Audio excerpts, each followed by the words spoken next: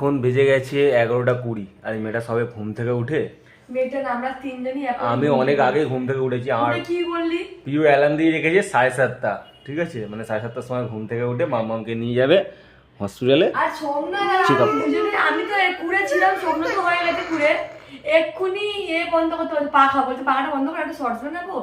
তা আমি বললাম তুই বন্ধ কর, বলো তুই বন্ধ কর। লাস্টে আমার মেয়ে দেখলো বাবার মা কেউই উঠে এখন পাখাটা বন্ধ করতে পারছে না, লাস্টে লেংড়ি উঠে পাখাটা বন্ধ করলো। আমি যে উঠে ব্রাশ করে আমার এখান থেকে উঠতে ইচ্ছে করছে না, বসে পড়েছি। এত কুঁড়ে গেছে এর জন্যে মেয়েটার আজকে সেলাই কাটার ছিল, সেলাইটাও কাটা হলো না আমার জন্য। হ্যাঁ, আমি তোকে অনেকবার ডেকেছি, অনেকবার ওটাই পারে না, তুমি 11টার সময় এরকম ভাবে ডাকলে আর তুমি তখন আমি তার আগে অনেকবার ডেকেছি। কিভাবে ডেকেছো? তোকে বললাম প্রিয় ওট ওট ওট, হ্যাঁ ওট ওট বলে আমি চোখ বন্ধ করে শুয়ে বললাম, তোকে ডাকলাম ওট ওট ওট। আমি এখন উঠে গেলাম, বাইরে খুব জোর বৃষ্টি পড়ছে। আর মামার মনে খুব খুশি, মামার আজকে